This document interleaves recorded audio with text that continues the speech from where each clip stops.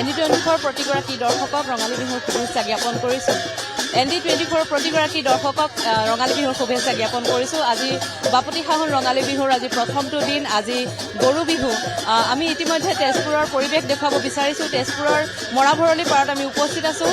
আজি যিহেতু গৰু বিহু, আজি গৰু বিহুৰ দিনটো অসমীয়া চহা ৰাইজৰ বাবে এক প্ৰাণৰ উৎসৱ। যিহেতু গৰুহাল, গোহালিৰ গৰুহাল, হালৰ গৰুহাল, কৃষকৰ হাঁহ, সেই আজি গৰু বিহু আজি পালন কৰিবলৈ চহা কৃষক ওলাই আহিছে। আজি যিহেতু গৰুহালৰ শ্ৰীবৃদ্ধি কামনাৰে, সুস্বাস্থ্য কামনাৰে আজি যিহেতু গৰু বিহু উদযাপন কৰিছে চহা ৰাইজে, এয়া হৈছে তেজপুৰৰ পৰিৱেশ। তেজপুৰৰ মৰাভৰলী পাৰত যি স্থানীয় কৃষক আছে তেওঁলোক আহি ইয়াত উপস্থিত হৈছে আৰু হালৰ গৰুহাল, গোহালিৰ গৰুহাল ইয়ালৈ লৈ আহিছে। পুৱাই এনেধৰণে ৰঙালীৰ ৰং ইয়াত আৰম্ভ হৈছে। মাহ হালধি সানি গৰুহালৰ শ্ৰীবৃদ্ধি কামনা কৰি গৰুহালক মাহ হালধি সানি ইয়াৰ পৰা নোৱাই ধুৱাই আজি যিহেতু গৰু বিহু পালন কৰা হ'ব। এনেধৰণে যিসমূহ গৰু বিহুৰ বাবে প্ৰয়োজনীয় যিসমূহ উপকৰণ, সেই উপকৰণসমূহো সাজু হৈ আছে। গৰুক গা ধুৱাবলৈ যি চাট প্ৰস্তুত কৰে, চাট প্ৰস্তুত কৰাৰ সেই চাটৰ সামগ্ৰীখিনি তাত সাজু হৈ আছে। আমি দেখুৱাবলৈ চেষ্টা কৰিছোঁ। এক সুন্দৰ পৰিৱেশত মৰাভৰলী পাৰত এনেধৰণে গৰু বিহু পালন কৰা হৈছে। এনেধৰণে যি লাও, বেঙেনা, থেকেৰা গৰুক খুওৱা হ'ব বা গৰুৰ গাত দলিওৱা হ'ব গৰুৰ শ্ৰীবৃদ্ধি কামনাৰে, বা গৰুৰ যাতে সুস্বাস্থ্য বৰ্তি থাকে, বছৰটোলৈ যাতে গৰুহালে কৃষকক সহায় কৰিব পাৰে, খেতি খোলাত সহায় কৰিব পাৰে, সেইবাবে গৰুৰ শ্ৰীবৃদ্ধি কামনাৰে আজি যিহেতু গৰু বিহু পালন কৰা হৈছে, এই উপকৰণসমূহ এনেধৰণে সাজু কৰি ৰখা হৈছে। কৃষকসকল আহিছে, তেওঁলোকৰ যি গৰু, হালৰ গৰু তেওঁলোকে লৈ আহিছে আৰু এনেধৰণে গৰু নোহোৱা আৰম্ভ হৈছে। আমি নোহোৱা ধোৱাৰ পৰিৱেশ দেখুৱাবলৈ চেষ্টা কৰিম। আৰু মৰাভৰলী পাৰত ইতিমধ্যে ৰঙালীৰ ৰং আৰম্ভ হৈছে। বিহু জুৰিছে, যিসকল কৃষক আছে কৃষকসকলে বিহু জুৰিছে। আমি পৰিৱেশ দেখুৱাবলৈ চেষ্টা কৰিম আৰু লগে লগে গৰুৰ যিসকল কৃষকসকলৰ লগতে বয়োজ্যেষ্ঠ লোকসকল আছে তেওঁলোকৰ মন্তব্যও ল'বলৈ চেষ্টা কৰিম। এনেধৰণে গৰুহালক খেতিৰ যি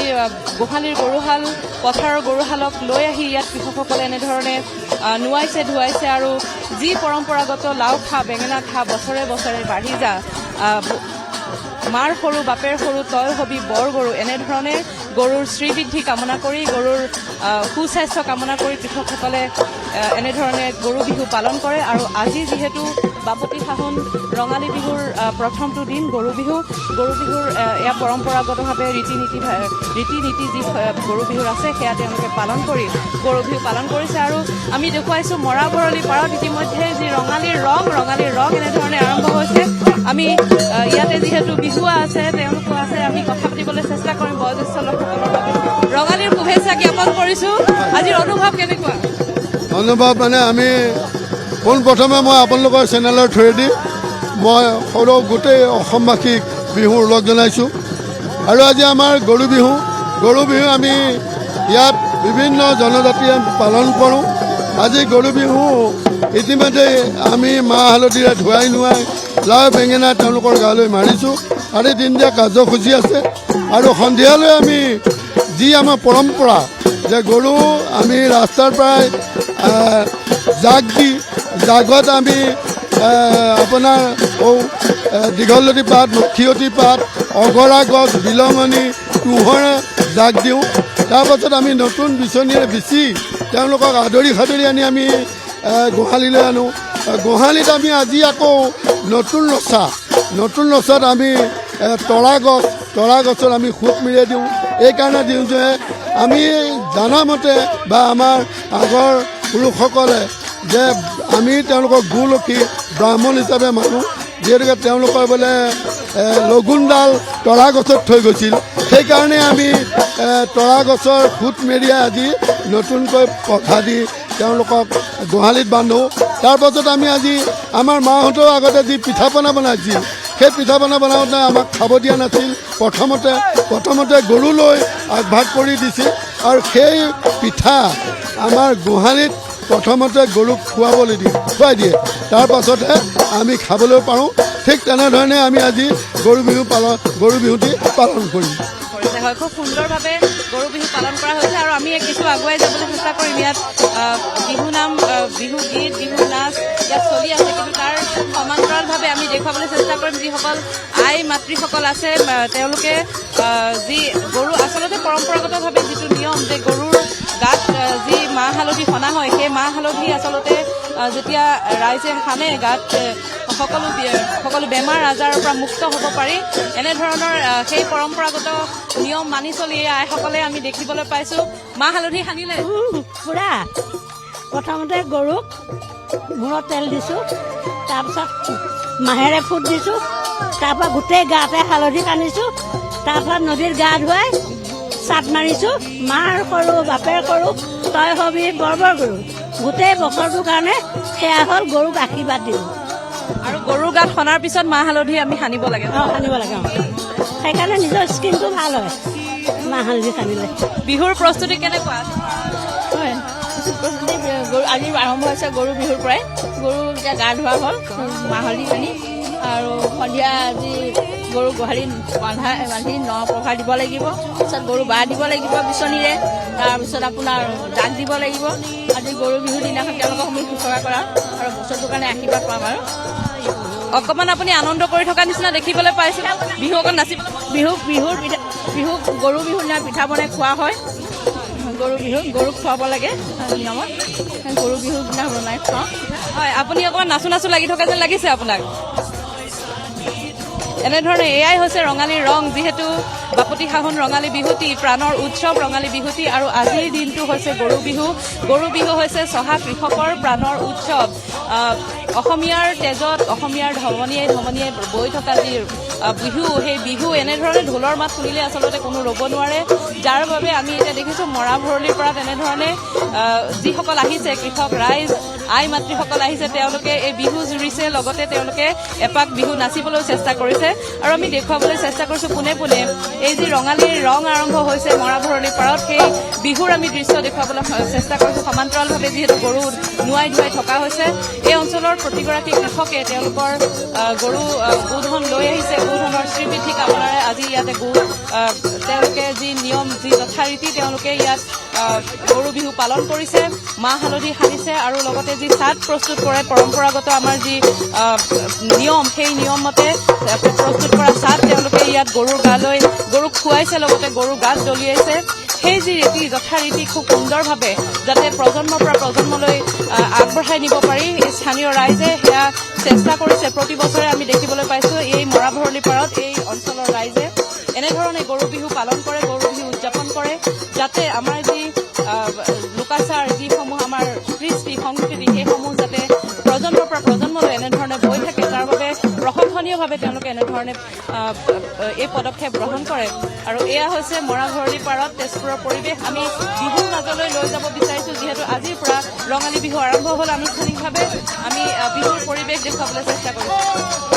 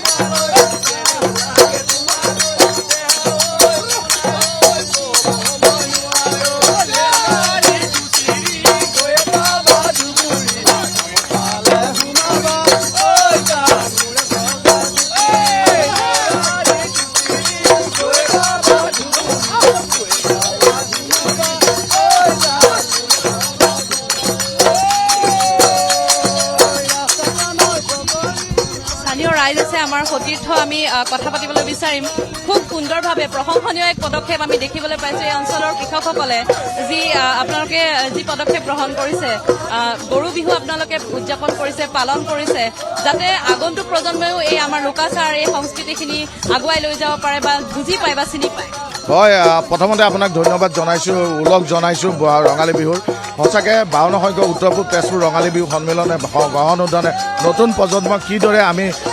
আচলতে গৰু বিহু পালন কৰোঁ এই হ'ল আচলতে নাই মানুহৰ আচলতে গৰুৱেই নোহোৱা হ'ল গৰু পালন কৰা হয় সেই পৰম্পৰা আমি লোকাচাৰ বিভিন্ন ধৰণৰ পৰম্পৰা লোকাচাৰ আচলতে প্ৰচলিত হৈ আহিছে এই গৰু বিহুক লৈ সেইসমূহ আমি ইয়াত দেখুৱাৰ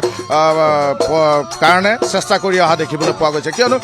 গৰুক প্ৰথমতে মাহ হালধি সনা হয় তাৰপিছতে ঘাটলৈ নি বা পুখুৰীলৈ নি গা ধোৱাৰ যি পৰম্পৰা সেই গা ধোৱাৰ পৰম্পৰা কৰা হয় আৰু যি পুৰণা পঘাডাল সেই পুৰণা পঘাডাল গৰুৰ চাৰি ঠেঙৰ মাজেদি নি পেলাই দিয়া হয় আচলতে চাৰি ঠেঙৰ মাজেদি কিয় পেলাই দিয়া হয় সেও এক লোকাচাৰ বা পৰম্পৰা আছে কিয়নো গৰু শ্ৰীবৃদ্ধি হয় বুলি কোৱা হয় গৰুৰ যিসমূহ বেমাৰ আজাৰ নোহোৱা হয় বুলি কোৱা হয় তাৰপিছতে গৰুৰ গাত আকৌ লাও বেঙেনা কেৰেলা এইসমূহ চাট বনাই মৰা হয় সেই চাটসমূহ মৰাৰো একো বিশ্বাস আছে বা লোকচাৰ লোকা পৰম্পৰা প্ৰচলিত হৈ আহিছে সেইসমূহ লৈ যায় ডেকাসকলে বা সকলো যুৱক সকলোৱে গৈ গৰু গা ধোৱা কৰা হয় আৰু কোৱা হয় দীঘলেতি দীঘল পাত মাখিয়তী জাত জাত আই সৰু বাপে সৰু মাৰ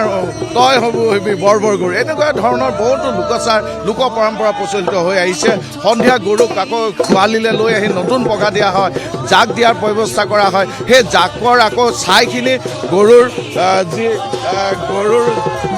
ঘাট ঘঁহি দিলে গৰুৰ ঘাঁহ ভাল হয় বুলি এক শ্ৰীবৃদ্ধি বা পৰম্পৰা প্ৰচলিত হৈ আহিছে তেনেকুৱা বহুতো লোকাচাৰ লোক পৰম্পৰা প্ৰচলিত হৈ আহিছে অসমীয়া সমাজত সেইখিনিৰ লগত চিনাকি কৰি দিবৰ কাৰণে আজি গণ উদ্যান বা উত্তৰ পূব তেজপুৰ ৰঙালী বিহু সন্মিলনে এই প্ৰচেষ্টা হাতত লৈছে সুন্দৰ উত্তৰ পূব ৰঙালী বিহু সন্মিলনৰ এই প্ৰচেষ্টা এই যি প্ৰশংসনীয় পদক্ষেপ সেই পদক্ষেপৰ সঁচাকৈ শলাগ ল'ব লাগিব কাৰণ যি গৰু বিহুৰ যি পৰম্পৰা যি লোকাচাৰ সঁচাকৈ ক'বলৈ গ'লে যে ৰাজ্যৰ আজি আমাৰ উঠি অহা প্ৰজন্মই হয়তো কিছু সংখ্যকে নাজানেই যে লোকাচাৰসমূহ কি আচলতে সেই পুৰণা পঘাডাল কিহৰ কাৰণে কেনেধৰণে নদীত পেলাই দিব লাগে সেয়াও এক নিয়ম আছে ন পঘা কেনেধৰণে বান্ধিব লাগে গৰুক ন পঘা বান্ধোতে কি কি উপকৰণ তাত দিয়া হয় বা তাত সংযোগ কৰা হয় সেয়াও তাতো কিছু বিজ্ঞানসন্মত বহুখিনি নিয়ম আছে সেইসমূহ নিয়ম আচলতে সেই লোকাচাৰসমূহ কেনেধৰণে পালন কৰিব লাগে সেয়া নৱপ্ৰজন্মই নাজানে যাৰ বাবে সেই প্ৰজন্মৰ পৰা প্ৰজন্মলৈ যাতে সেইসমূহ লোকাচাৰ সেই সংস্কৃতি যাতে লৈ যাব পাৰি তাৰ বাবে এই বিহু সন্মিলনে চেষ্টা কৰিছে আৰু আজি এনেধৰণে ৰঙালী বিহুৰ যি আজি আনুষ্ঠানিকভাৱে আচলতে ৰঙালী বিহু আৰম্ভ হ'ল গৰু বিহুৰ পৰাই আজি যিহেতু বাপতি সাহোন আমাৰ প্ৰাণৰ উৎসৱ ৰঙালী বিহুৰ আজি প্ৰথমটো দিন গৰু বিহু এনেধৰণে ৰং কৰা দেখিবলৈ পোৱা গৈছে